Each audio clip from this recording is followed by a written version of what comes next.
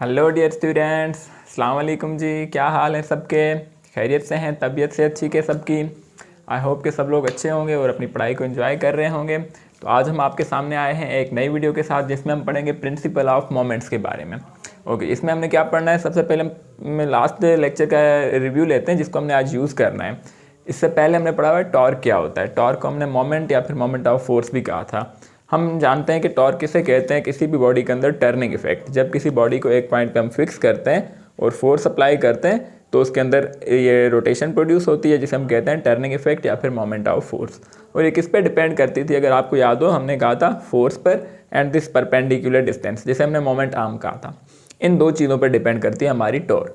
आज हम पढ़ेंगे प्रिंसिपल ऑफ मोमेंट्स। कल हमने ये भी पढ़ा था प्रीवियस लेक्चर में कि टॉर्क दो टाइप्स की होती है, क्लॉकवाइज या फिर एंटी क्लॉकवाइज। आज हमने पढ़ना है प्रिंसिपल ऑफ मोमेंट्स। उस टॉपिक पे आने से पहले एक क्वेश्चन आपको दिखाना चाहता हूँ। आपके सामने बना हुआ है जी सी सॉ झूला। उस झूले पे एक सन है और एक फादर है। सन का वेट ऑब्वियसली बात है छोटा होगा और फादर का वेट ज़्यादा है। ज़्यादा हमने दिखाने की कोशिश की है। तो आप लोगों ने बताना है कि कौन सी साइड नीचे जाएगी, कौन सी साइड ऊपर जाएगी। यस, सोच के जल्दी से बता दें। Okay, your answer is that कि फादर की साइड नीचे जाएगी, सन की साइड ऊपर जाएगी। ओके, बिल्कुल अच्छा का आंसर है।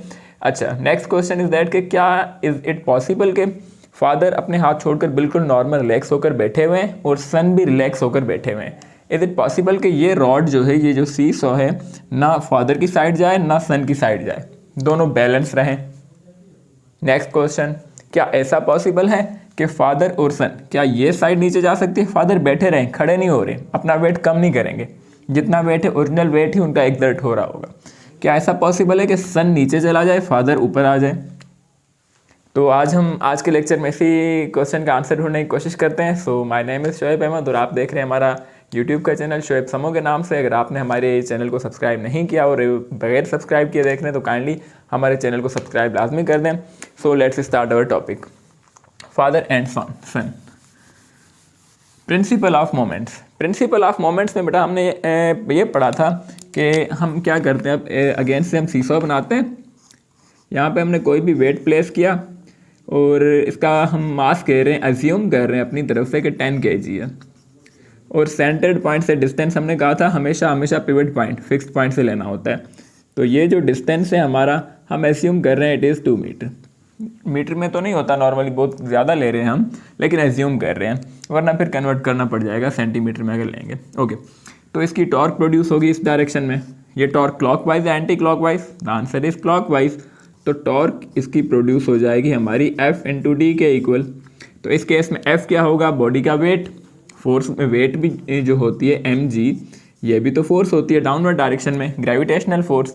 तो फोर्स की जगह आ जाएगा W × D और W की जगह क्या आ जाएगा?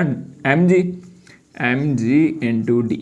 ठीक हो गया जी। m की वैल्यू हमें गिवन है 10, × g की वैल्यू 10, × D की वैल्यू 2। तो आंसर आ गया टॉर्क का हमारे पास कितना आ गया जी? 10 × 10 100, 100 × 2 200। तो ये आ गया 200 न्यूटन मीटर। चलें, 200 न्यूटन मीटर। ये क्लॉकवाइज एंटी क्लॉकवाइज, तो ये साथ में लिख लेते हैं, क्लॉकवाइज यानी कि CW। ओके जी, अब हम क्या चाहते हैं? अब हम ये चाहते हैं बेटा कि इसी रॉड को, अब ये टॉर्क ऑब्वियसली बात इसी तरह रोटेट होगी, ये साइड ऊपर जाएगी, ये साइड नीचे आएगी। हम ये चाहते हैं कि ये रॉड पूरी की पूरी, ये सीसॉ कहीं भी ना जाए, बैलेंस रहे, इक्विलिब्रियम जिसे हम कहते हैं, एक्सीलरेट ना हो, इक्विलिब्रियम में रहे। तो हम क्या करेंगे? यहाँ पर भी कोई वेट प्लेस करेंगे। ठीक हो गया। कितना वेट प्लेस करेंगे? अगर हमारे पास ये डिस्टेंस भी इसके जितना है 2 मीटर, तो मास भी उतना ही प्लेस करना पड़ेगा। लेकिन हमारे पास 10 किलोग्राम का मास अवेलेबल नहीं है। बात समझ आ रही है? हम इसको बैलेंस भी करना चाहते हैं लेकिन वी डोंट हैव 10 kg मास। हमारे पास कितना है जी? से सपोज हम एज्यूम कर रहे हैं कि मास है हमारे पास 5 किलोग्राम। ठीक हो गया। तो अब टेंशन की बात आ गई जी। टेंशन क्या है कि बैलेंस भी करना है। मास है हमारे पास 5 kg, क्या बैलेंस हो सकता है? पहला क्वेश्चन तो ये है। The answer is yes, it can be balance. कैसे? टॉर्क को बैलेंस कर लें। टॉर्क, ये जो रॉड नीचे आ रही है ना, इसके वेट की वजह से नहीं आ रही, ये बात याद रखें। सिर्फ इसके वेट की वजह से नहीं आ रही। किसकी वजह से आ रही है? इस चीज़ की वजह से आ रही है, टॉर्क, रोटेशन की वजह से। अगर आप इसकी रोटेशन, इस बॉडी में उतनी ही टॉर्क कितना प्रोड्यूस कर लेते हैं जितना ये है, तो clockwise torque anti clockwise torque balance हो जाएंगे, रॉड हमारी रेस्ट में आ जाएगी। तो कैसे करते हैं, लेट्स ट्राई। यहाँ पे हम बात करते हैं एंटी क्लॉकवाइज टॉर्क की। ठीक है जी, anti clockwise torque we know that के torque is equals to F into D and in this case and W into D and W is equals to M G into D. ठीक है, M है हमारे पास 5 kg into g है हमारे पास 10 into d, d is still unknown, d is unknown, is equals to torque. तो let's see torque कितना आ रहा है हमारे पास, 5 इंटू 10 50 डी। ठीक है, 50 डी का आंसर आ गया। हमें कितना चाहिए बेटा, हमें चाहिए टॉर्क 200। तो टॉर्क की वैल्यू हम कहते हैं कितनी लिखेंगे, 200 क्यों चाहिए, क्योंकि हमने इसको बैलेंस करना है, ना इधर जाए ना इधर आए। तो हम लिख सकते हैं टॉर्क की वैल्यू हमारे पास 200 इज इक्वल्स टू 50 डी। अब डी की वैल्यू हमने फाइंड करनी है, डी मतलब ये डिस्टेंस। अगर डी की वैल्यू हम फाइंड करना चाहेंगे तो हमारे पास 250 वहाँ पे मल्टीप्लाई हो रहा है, यहाँ के डिवाइड आ जाएगा, 0 0 के साथ cancel, 5 1 is the 5, 5 4 is the 20। तो d will be equals to 4 metre. मतलब कहने का क्या कि इसको अगर आप इस 5 kg मास को 4 मीटर पे प्लेस करते हैं तो आपके यहाँ पर भी टॉर्क उतनी ही प्रोड्यूस होगी जितनी यहाँ पर प्रोड्यूस हो रही थी, और ओवरऑल हमारी रॉड रेस्ट में आ जाएगी, कहीं भी मूव नहीं करेगी। ट्राई करें, वंस अगेन ट्राई करते हैं जी। हम ये कह रहे हैं कि हमारे पास ये सेंटर्ड पॉइंट है, ये हमारा पिवट पॉइंट है, ये सेंटर्ड पॉइंट, इस पॉइंट पे है मास हमारे पास, मास 10 kg, या फिर डायरेक्ट अब हम वेट लिख लेते हैं 10 इंटू 10, वेट था हमारा 100 न्यूटन, और इसका डिस्टेंस था हमारा डिस्टेंस था हमारा 2 मीटर, और इस साइड में हमारे पास मास था 5 kg का, 5 इसका वेट डायरेक्ट लिख लेते हैं, 5 इंटू 10 इसका वेट हो गया हमारे पास 50 न्यूटन, और ये प्लेस दे कितना डिस्टेंस का आंसर आया था 4 मीटर। दोनों का टॉर्क चेक करते हैं, f into D and is equals to F into d. F कितना है यहाँ पर 50 इंटू डी की वैल्यू कितनी है 4 इज इक्वल्स टू एफ कितना है यहाँ पे 100 इंटू डी कितना है यहाँ पे 2, तो 50 इंटू 4 ये हो जाएगा 200 newton metre and is equals to 100 into 2 200 newton metre. तो क्लॉकवाइज टॉर्क आपकी इक्वल होगी जी एंटी क्लॉकवाइज टॉर्क के। क्या मतलब कहने का, मतलब कहने का आपके पास एक मास कम है एक मास ज़्यादा है, उसके बाद भी हम क्या कर सकते हैं, उसके बाद भी हम उन दोनों को बैलेंस कर सकते हैं। ठीक है, कैसे, उनके डिस्टेंस को यानी कि वेरी करके। एक बॉडी को, जो हैवी बॉडी है उसको करीब रखें, ये देखें जिसका वेट ज़्यादा था उसको करीब रख लिया 2 मीटर पे, जिसका वेट कम था 50 न्यूटन उसको हमने दूर करके रख लिया। मतलब ये टॉर्क है दो चीज़ों पे डिपेंड करती है, फोर्स पे, डिस्प्लेसमेंट पे।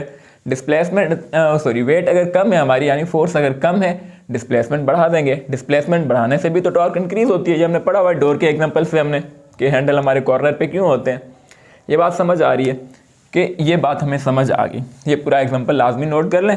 इसके बाद हम डेफिनेशन लिखते हैं प्रिंसिपल ऑफ मोमेंट की। प्रिंसिपल ऑफ मोमेंट्स को किस तरह से हम डिफाइन करेंगे, प्रिंसिपल ऑफ मोमेंट को हम इस तरह डिफाइन करेंगे कि जब भी आपकी रोड, ठीक है, जब भी आपकी रोड इक्विलिब्रियम में है, for a body in equilibrium, clockwise torque must be equal to anti clockwise torque. बस इतना ही आपका प्रिंसिपल ऑफ मोमेंट। ठीक, अगर यहाँ पे हम क्या करते हैं, कुछ और लोड होते हैं, से सपोज यहाँ पे एक और लोड भी है, एक और लोड भी है यहाँ पर, तो क्या करते हैं, क्लॉकवाइज टॉर्क ये भी क्लॉकवाइज टॉर्क, दोनों को हम प्लस कर लेते, टोटल क्लॉकवाइज टॉर्क मिल जाती। एंटी क्लॉकवाइज दोनों का टॉर्क निकालते, दोनों को प्लस करते, टोटल एंटी क्लॉकवाइज टॉर्क मिल जाती। इस फार्मूले से या इस प्रिंसिपल ऑफ मोमेंट से हमने यहाँ पर, हमें डिस्टेंस मालूम नहीं था, ये बात समझ आ रही, हमें डिस्टेंस मालूम नहीं था, हमने डिस्टेंस फाइंड किया। समटाइम्स डिस्टेंस गिवन होगा, वेट गिवन नहीं होगी कि कितना वेट रिक्वायर्ड है टू बैलेंस दिस रोड, तो हम फोर्सेस भी फाइंड कर सकते हैं, वेट भी फाइंड कर सकते हैं, मास भी फाइंड कर सकते हैं। By using principle of moments we can calculate the unknown distance या फिर अननोन मास या फिर unknown weight of any body. ये एग्जाम्पल नोट हो गया। तो इसके बाद हम इसकी डेफिनेशन लिख लेते हैं कि for a body in equilibrium, note कर लें जी, कि for a body in equilibrium sum of all clockwise moments is equals to, for a body in equilibrium,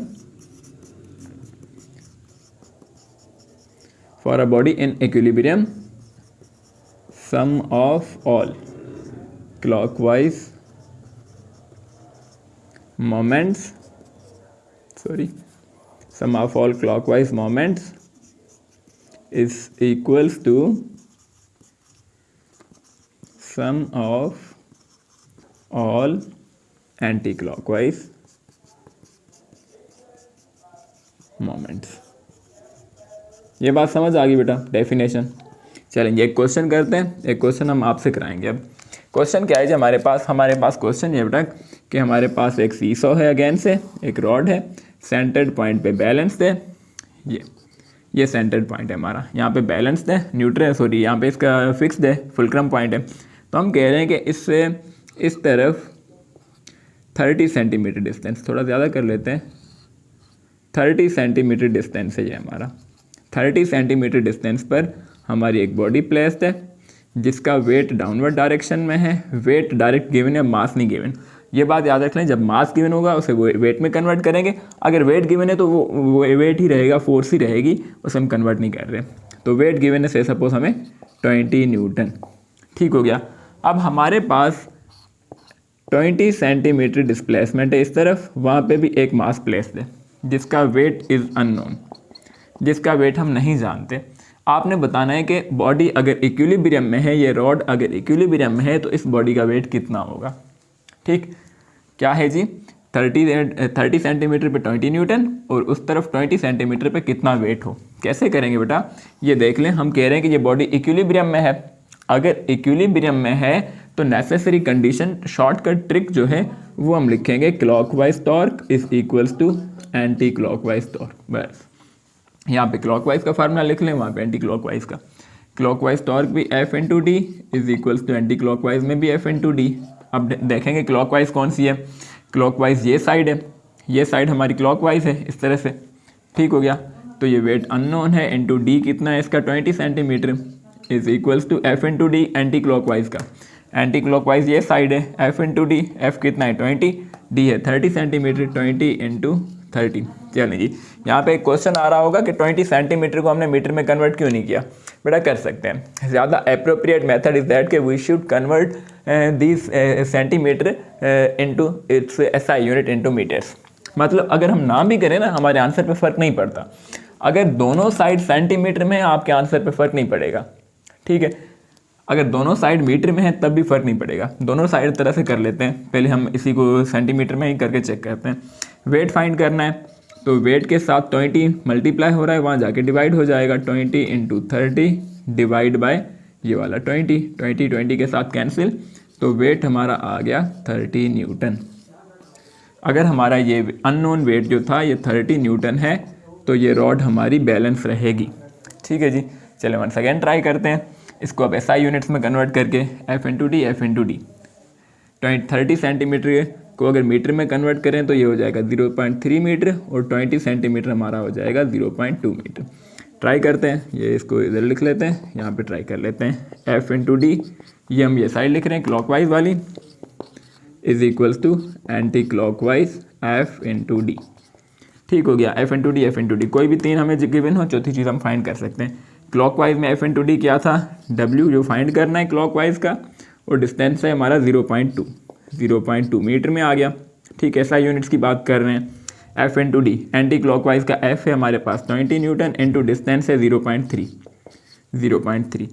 तो अब हम क्या करते हैं जी, ओके, तो वेट हमने फाइंड करना है, तो ये हमारा हो जाएगा 20 इंटू 0.3 डिवाइड बाई 0.2। इसको हम कैलकुलेट कर लेते हैं, तो 20 को मल्टीप्लाई करते हैं किसके साथ, 0.3 के साथ, तो ये हो जाएगा 0, 3 to the 6 और 0.0, ठीक हो गया।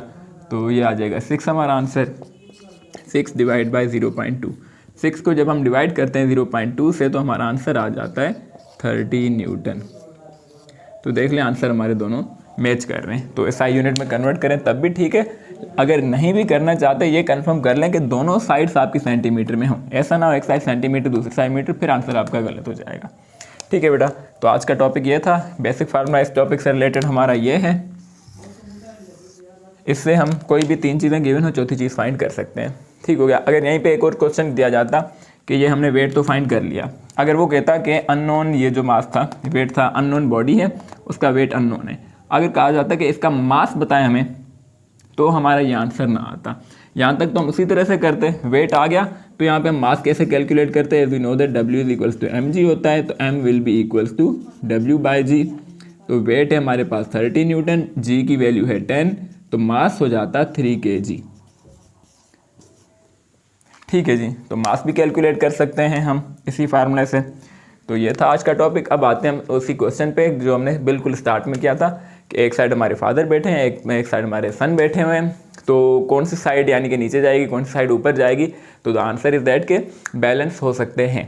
कैसे हो सकते हैं, जब दोनों की टॉर्क इक्वल हो जाए। फादर का वेट वी नो कि ज़्यादा है, यहाँ पे भी एक साइड का वेट ज़्यादा था, ये 20 न्यूटन या 30 न्यूटन, 30 न्यूटन का वेट ज़्यादा था, 20 न्यूटन का वेट कम था, लेकिन still the rod is balanced. कितने डिस्टेंस पर, यहाँ 0.2 0.3, जिसका वेट ज़्यादा है 30 न्यूटन, उसका वेट हमने कम, उसका डिस्टेंस कम कर लिया 0.2 मीटर। जिसका वेट कम है उसका डिस्टेंस हमने बढ़ा दिया। जितना डिस्टेंस बढ़ा देंगे उतना ही हमारे पास वो टॉर्क ज़्यादा हो जाती है। ठीक है, इस पॉइंट पे बैलेंस है। अगर हम 20 न्यूटन वाले को 0.3 पे तो बैलेंस है, इससे और पीछे ले आएँ, इस तरफ और ले आएँ, तो क्या होगा, इस पॉइंट पे बैलेंस है, इस तरफ आ जाएंगे, डिस्टेंस और ज़्यादा बढ़ जाएगा, अब टॉर्क भी इसकी ज़्यादा हो जाएगी और ये एंटी क्लॉकवाइज डायरेक्शन में बॉडी रोटेट होना शुरू हो जाएगी। भले इसका वेट कम भी है तब भी बॉडी इस तरफ ऊपर, ये साइड ऊपर जाएगी, ये साइड नीचे आएगी। क्यों? क्योंकि इसका हम मोमेंट आर्म बढ़ा रहे हैं। तो द आंसर इज दैट के सन को अगर हम बहुत ज़्यादा पीछे बिठा दें, फादर को हम पिवट पॉइंट के साथ बिठा दें, तब भी हमारी रॉड बैलेंस हो सकती है। अब इसको आपने घर पे क्या ट्राई करना है, एक हमारे पास होता है मीटर रूल। मीटर रूल होता है, मीटर रूल यानी कि 1 मीटर का या 1 फुट का होता है। 1 फुट पे आपने सेंटर में बैलेंस करना है फिंगर टिप से। ठीक है जी, फिंगर टिप से बैलेंस किया, एक हैवी चीज़ से सपोज मोबाइल फ़ोन ले लें, एक तरफ मोबाइल फ़ोन रख लें और दूसरी तरफ उससे भी हैवी चीज़ बुक ले लें। बुक को बहुत ज़्यादा करीब रख लें, मोबाइल फ़ोन को थोड़ा सा दूर रख लें, तो आप नोट करेंगे किसी न किसी पॉइंट पर दोनों बैलेंस हो सकते हैं। तो ये आपका प्रैक्टिकल एक्सपेरिमेंट भी हो जाएगा इसका। तो आज का टॉपिक ये था, और हमेशा की तरह इस टॉपिक को एंड करने से पहले आपकी बुक से आपको होमवर्क दिया जाएगा। ये क्वेश्चन आपकी स्क्रीन पे शो हो रहा है, इस क्वेश्चन को आपने लाजमी करना है और आंसर जो भी आ रहा हो कमेंट सेक्शन में आपने बताना है कि आपका आंसर क्या आ रहा है। मैं आपको कमेंट सेक्शन में ही बता दूंगा कि आपका आंसर ठीक है या नहीं। तो यहीं पे हम अपना लेक्चर एंड करते हैं। इंशाल्लाह फिर मिलते हैं नेक्स्ट वीडियो में। तब तक के लिए अपनी दुआ में याद रखिएगा। थैंक यू सो मच जी, अल्लाह हाफिज़।